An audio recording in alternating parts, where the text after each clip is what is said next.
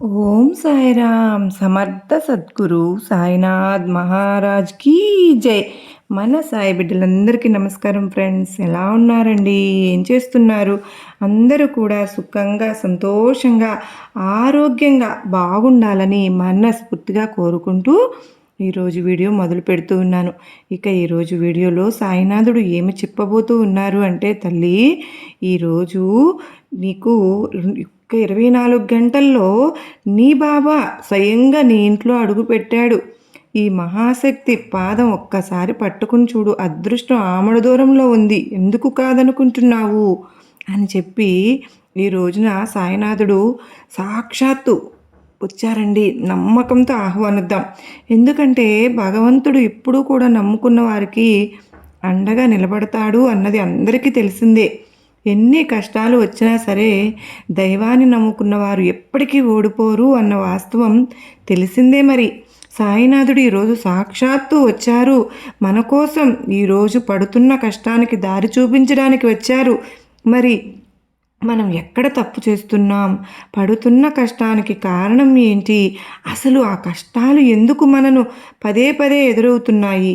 ఎన్నోసార్లు సాయినాథుని ముందు కూర్చొని అడిగినా కూడా మన సమస్యలు తీరట్లేదని మనం బాధపడుతూ ఉన్నాం. మరి ఈరోజు సాయినాథుడు ఒక చక్కటి సందేశంతో పాటు ఒక చిన్న ఉపాయాన్ని అందిస్తూ ఉన్నారు. దాని ద్వారా మన జీవితంలో ఉన్న సమస్యలు ఏ విధంగా పరిష్కరించుకోవాలో అర్థం చేసుకోగలుగుతాం. మరి సాయినాథుని మీద నమ్మకంతో ప్రతి ఒక్కరూ కూడా ఒక్కసారి బాబావారిని తలుచుకుని, సాక్షాత్తు సాయినాథుడు మన ఇంట్లో అడుగు పెట్టారు కనుక మనం గనక సాయినాథుడిని స్మరించుకుని మహాశక్తి పాదం పట్టుకున్న వారికి తప్పకుండా అదృష్టం కలిసి వస్తుంది. బిడ్డ, బాధ చాలా పెద్దదని నిన్ను ఏడిపించి వెళ్తుందని నువ్వు అనుకుంటూ ఉన్నావు, కానీ నిజానికి బాధ మంచిదే. ఎప్పుడు వచ్చినా ఏదో ఒక గుణపాఠం నీకు నేర్పించి వెళ్తుంది. మనిషి నోటిని ఒక చోట్ల అదుపులో పెట్టుకోవాలి.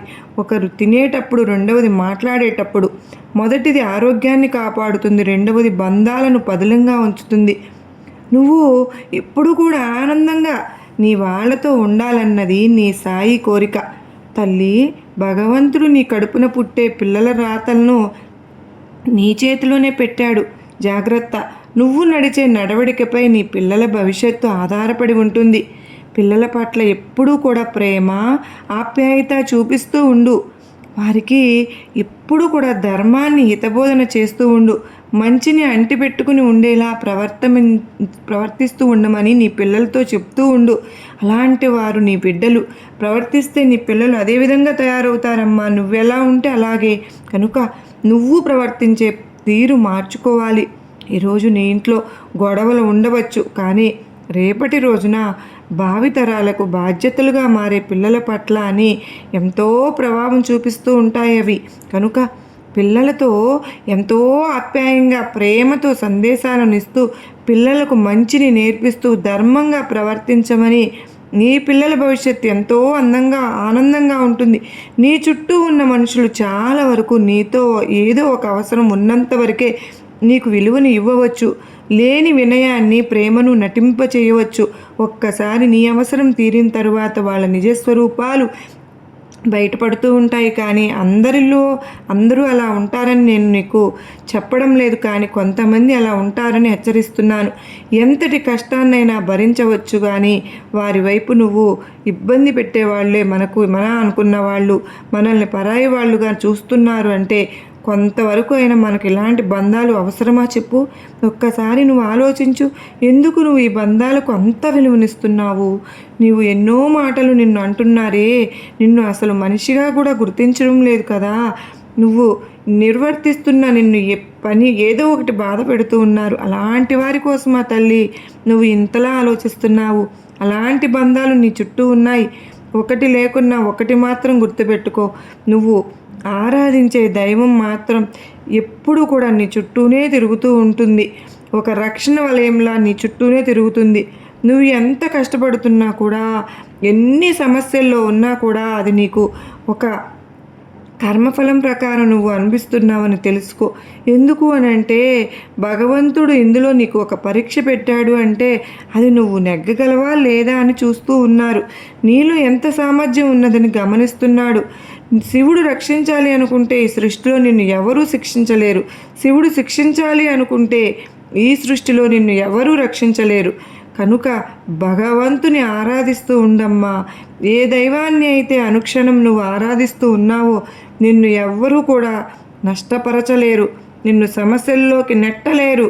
ఎందుకో తెలుసా? ఒకవేళ వచ్చిన సమస్యలు కూడా నీకు తాత్కాలికమే అవ్వవచ్చు కదా తల్లి. ఒక్కటి గుర్తుపెట్టుకో, నువ్వు 1 గంటలో చనిపోతావని తెలిస్తే ఎలా భగవంతుని స్మరిస్తావు చెప్పు? అలానే జీవితాంతం మనోమందిరంలో ఈశ్వరుడు అంటే భగవంతుడిని భక్తితో స్మరిస్తూ ఉంటే భగవంతుడు ఎప్పుడూ నీకు తోడుగా ఉంటాడు. ఈరోజు ఒక చెడు కర్మఫలం నీ నుండి దూరమైంది అని సంతోషించు. ఈరోజు నువ్వు అనుభవిస్తున్న కష్టం ఒక కర్మఫలం నుండి అనుభవిస్తున్నాను, దీని ద్వారా నేను పొందే ఫలితం మహా అద్భుతం అని భావించు. దేవుడు నీకు కష్టాలను ఇచ్చేది నిన్ను బాధపట్టడానికి కాదు బిడ్డ. ఎంతమంది నీతో నిజాయితీగా ఉంటున్నారు, ఎంతమంది నీతో నటిస్తున్నారు అని నీకు తెలియజేయడానికి మాత్రమే. వారితో నువ్వు ఎలా మసలుకోవాలో నువ్వు అర్థం చేసుకుంటావనే భగవంతుడు నీకు ఈ కష్టాలను ఇచ్చి ఉండవచ్చు. తల్లి, నేను ఎవరిని తలరాతలు రాయను. ఎవరికి వారే తమ భాగ్యాన్ని స్వయంగా చూసుకుంటారు. ఈరోజు ఏదైతే నువ్వు చేస్తూ ఉన్నావో దాని కర్మఫలం వచ్చే జన్మలో దొరుకుతుంది. ఈరోజు నువ్వు ఉన్నత స్థితిలో గతిలో జన్మలో నువ్వు చేసుకున్న కర్మఫలం మాత్రమే అది నిన్ను ఈ విధంగా బాధిస్తుంది లేదా నిన్ను సంతోషపెడుతుంది. ఏదైనా సరే కర్మానుసారంగా నడుస్తుంది తల్లి. పుట్టడం గొప్ప కాదమ్మా, బ్రతకడం గొప్ప. మంచి బ్రతకడం గొప్ప కాదు, మంచిని పంచి బ్రతకడం చాలా గొప్ప. నీకు నువ్వే గొప్ప అనుకోకూడదు. నీ గురించి నలుగురు గొప్పగా చెప్పుకుంటేనే అది గొప్పతనం అవుతుంది. అర్థం చేసుకోలేని వారి దగ్గర వాదనలు ఎందుకు? అనవసరం బిడ్డ. లోపాలు వెతికే వారి దగ్గర వివరణ కూడా అనవసరమే కదా. అర్హత లేనివారు అనే మాటలకు ఎందుకు వేదన? అనవసరం. బంధం విలువ తెలియని వారి కోసం మనం ఎంత రోధించటం కూడా అనవసరమే అనిపిస్తుంది. మనసు నిండా స్వచ్ఛమైన ప్రేమ ఉన్న వారికి గుండె నిండా బాధ, నిద్ర లేని రాత్రులు ఖచ్చితంగా ఉంటాయి. ఏ మనిషి అయినా సరే వాటిని అనుభవించక తప్పదు. సంతోషాలు బాధలు ప్రతి జీవికి వస్తూ ఉంటాయి, పోతూ ఉంటాయి. కర్మఫలం ప్రకారం వాటిని అనుభవిస్తేనే నీకు మంచిదవుతుంది. ఎవరు ఎంత అందమైన వేషం వేసుకున్నా కాలం వారి వారి నిజస్వరూపాలను గుణాలను ఎప్పుడో ఒకసారి ఏదో విధంగా బయటపడేటట్లు చేస్తూ ఉంటుంది. బిడ్డ, నువ్వు వాటి గురించి అసలు బాధపడనే వద్దు. ఏదో ఒక సమయంలో నిన్ను బాధ పెట్టిన వారికి తగిన శిక్షను భగవంతుడే విధిస్తాడు. దానికోసం ప్రత్యేకంగా నువ్వు విధించవలసిన అవసరం లేదు. మన మనసులో కల్మషం లేనివారు మన ముందైనా వెనుకైనా ఒకేలాగా మాట్లాడుతారు. ఒంటి నిండా విషం నింపుకొని ఉన్నవారు మన ముందు తీయగా మన వెనకాల చేదుగా మాట్లాడతారు. కానీ ఒక్కటి మాత్రం నిజం, సింహంతో స్నేహం చేయవచ్చు కానీ గుంటనక్కలతో దోస్తీ అత్యంత ప్రమాదకరమే అవుతుంది. నీకు ఎవరో తెలియకుండా మన గురించి తప్పుగా మాట్లాడుతున్నారు అంటే బాధపడవలసిన అవసరం లేదు అని గుర్తుంచుకోవాలి. కుక్కలు కూడా తెలియని వారిని చూసి మురుగుతూ ఉంటాయి కదా. అంత మాత్రాన మన చెడ్డవాళ్ళం అయిపోతామా? లేదు కదా బిడ్డ. ఎవరో ఏదో అన్నారని మనం ఎందుకు బాధపడాలి? ఎవరి మాటలు వారికే తిరిగి తప్పవు కదా. ప్రవర్తన మార్చుకోకుండా చేసిన తప్పులకు ఎన్ని క్షమాపణలు చెప్పినా అది ద్రోహమే అవుతుంది కదా. నీ ప్రవర్తన వల్ల బాధపడ్డవారు నీ నుండి కోరుకునేది క్షమాపణ మాత్రమే కాదు తల్లి, నీలో మార్పును కూడా కోరుకుంటారు. మరి కాలానికి కర్మకు జ్ఞాపకం శక్తి ఎక్కువగా ఉంటుందమ్మా. ఎంతకాలం తర్వాత అయినా సరే మనిషి చేసిన మంచి చెడులకు అవి ఫలితం ఇవ్వకుండా వదిలిపెట్టవు. ఇది భగవద్గీతలో కూడా చెప్పినారు కదా. ధర్మం ఎప్పుడైనా సరే గెలిసే తీరుతుంది. ధర్మాన్ని అంటిపెట్టుకున్న వారే ఎప్పుడు కూడా విజయవంతులుగా నిలబడి తీరుతారు. ధర్మం వైపు వేసే ప్రతి అడుగు దైవ దర్శనం కంటే గొప్పగా ఉంటుంది. దైవాన్ని నువ్వు చేరుకోవచ్చు కనుక ఎప్పుడు ధర్మాన్ని అంటిపెట్టుకుని ఉండు తల్లి. భగవంతుడి ముందు నువ్వు కూర్చుని నీ కోరికలు లేదా నీ సమస్యలు చెప్పుకుంటూ బాధపడుతూ కన్నీరును కారుస్తూ కూర్చున్నంత మాత్రాన కష్టాలు తీరిపోతాయా?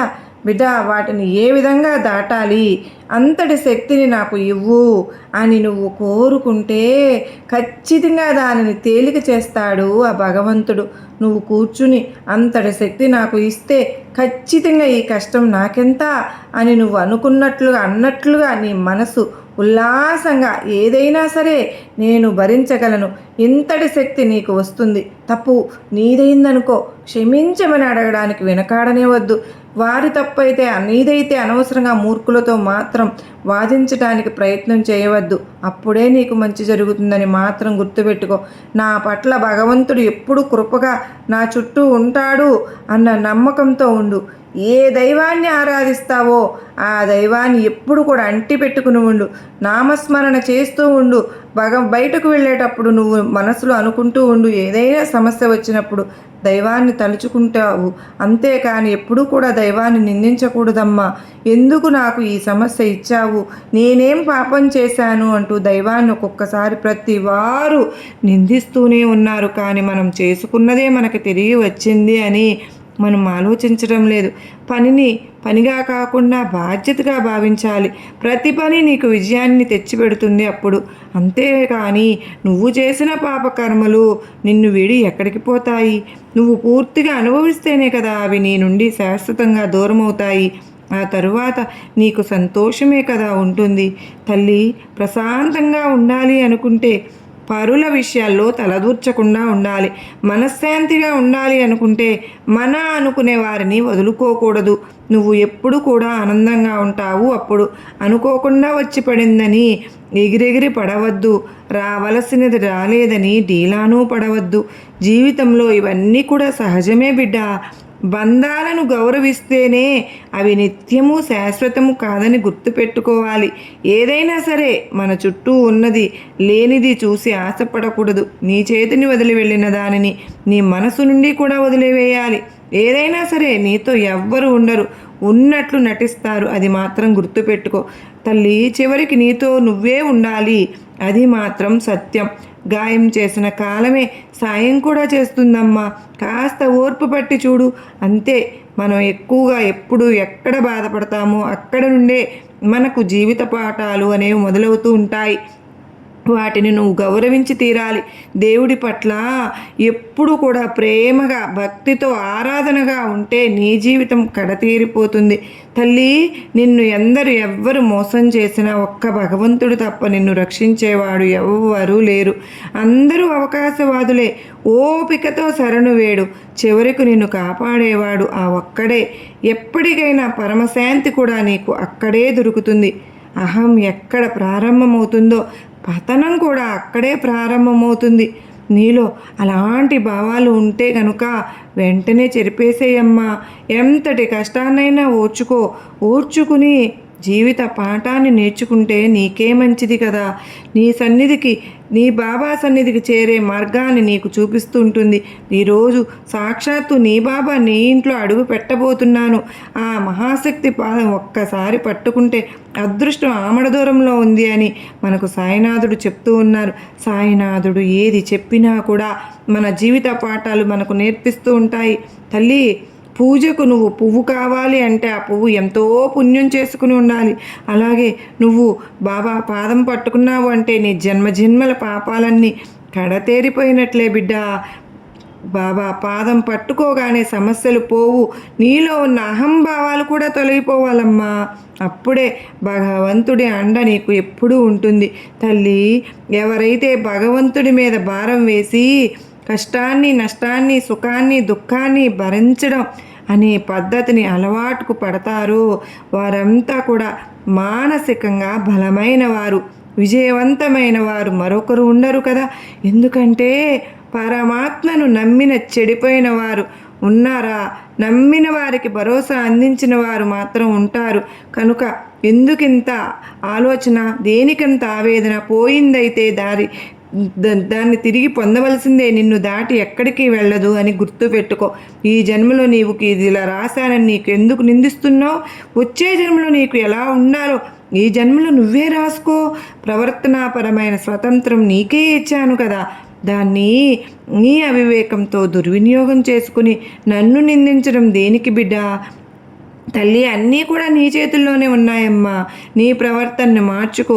నువ్వు ఎలా బ్రతుకుతున్నావో ఒక్కసారి నీ అంతరాత్మని అడుగు. నువ్వు ఏ విధంగా మసలుకుంటున్నావు, నీ చుట్టూ ఉన్న వాళ్ళతో ఎలా ఉంటున్నావు, ప్రేమ ఆప్యాయతలతో అనురాగంతో అందరితోనూ సంతోషంగా ఉన్నావా లేదా, దుఃఖంతో అలమటిస్తున్నావా ఒక్కసారి ఆలోచించుకో. ఒకవేళ నువ్వు దుఃఖంతో బాధపడుతూ ఉంటే ఆ దుఃఖం ఎందువల్ల వచ్చింది, దేని నుండి వచ్చింది, ఎక్కడ మొదలైంది, నువ్వే ఒక్కసారి నీ మనస్సాక్షిని అడిగి చూడు. తప్పకుండా నీకు సమాధానం దొరుకుతుంది. ఈరోజు ఈ సాయి మీద నమ్మకంతో బాబా పాదాలు పట్టుకోమనగానే నా బిడ్డ పట్టుకుంది అంటే ఆనందంతో చెప్తున్నా, నువ్వు ఎంతో అదృష్టవంతురాలివి. రాబోయే ఆనందం నువ్వు చూసి ఎంతో గర్వపడతావు. నీ సాయి పక్కన ఉన్నంత వరకు నేను ఎప్పుడు కూడా ఆనందంగా ఉంటావు. నీకు ఏదైనా సరే కష్టం వస్తే తల్లి వెంటనే నీ సాయి చిత్రపటం ముందు కూర్చుని నా ముందు మౌనంగా కూర్చుని నా నామస్మరణ చేస్తూ ఉండు. ఈ సాయి నామం జపిస్తూ ఉండు చాలు, నీ కష్టం దూరమైపోతుంది. కష్టాలు అనేవి సహజమేనమ్మా, కానీ నువ్వు వాటిని చూసే పద్ధతిలోనే ఉంటుంది చూడు, అంతే. వాటిని అనుభవించే రీతిలో నువ్వు అనుభవించు, ఖచ్చితంగా అవి దూరమైపోతాయి. అదృష్టాన్ని దూరం చేసుకోవద్దు. రాబోయేది సంతోషమైన బాధైనా సంతోషంగా ఆహ్వానించు. నీకు ఈ బుధవారం రోజున నీ మనసుకు ఆనందపరిచే విషయం ఒకటి చెప్పనా. ఈ రోజున నీకు సాయి ఆరాధన చేశావు, సాయి నామస్మరణం చేస్తూ ఏ పనైనా చేసుకున్నావు, నిన్ను ఆ సమస్య నుంచి దూరం చేసే మార్గం కూడా నేనే చెప్తున్నాను నీకు. బాబా ఈరోజు ఈ సందేశం ఇస్తున్నాను తల్లి, నువ్వు అర్థం చేసుకుని ఈరోజు సాయంత్రం వేళ నీ ఇంట్లో దీపారాధన చేసుకున్న తర్వాత కాసేపు కూర్చుని సాయి ధ్యానం చేసుకో. తప్పకుండా నీకు ఫలితం దక్కుతుంది బిడ్డ. ఏదైనా సరే కానీ నమ్మకంతో చేయాలమ్మా.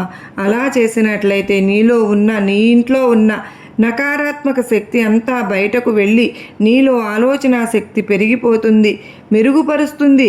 ఈరోజు నీకు నా ఆశీర్వాదములు ఇస్తున్నాను బిడ్డ అని మనందరి కోసం సాయినాథుడు అత్యద్భుతమైన సందేశాన్ని అందించారు కదా ఫ్రెండ్స్. ఈ సందేశం మనందరికీ కూడా గొప్ప నమ్మకాన్ని, ధైర్యాన్ని కలిగించింది కదా. మరో చక్కని సాయినాథుని సందేశంతో కలుసుకునే అంతవరకు మీ అందరికీ చిన్న రిక్వెస్ట్ అండి. మన వీడియోని మీరు కొంతమందికి సాయి బిడ్డలకు కనుక షేర్ చేసినట్లయితే ఈ వీడియో అనేది మరికొంతమందికి రీచ్ అవుతుంది. మీరు ప్రతి ఒక్కరూ కూడా ఓం సాయిరామ్ అని కామెంట్ చేసి మీరు మీ సపోర్ట్ని నాకు అందిస్తారని ఆశపడుతూ ఉన్నాను. మీ అందరికీ కూడా సాయినాథుని కృపా కరుణా కటాక్షములు, అష్టైశ్వర్యాలు, ఆయురారోగ్యాలు ప్రసాదించాలని నేను కూడా బాబావారిని మనందరి తరపున కోరుకుంటూ ఉన్నాను. సర్వే జనా సుఖినో భవంతు. జై సాయిరామ్ అని పలుకుదామా.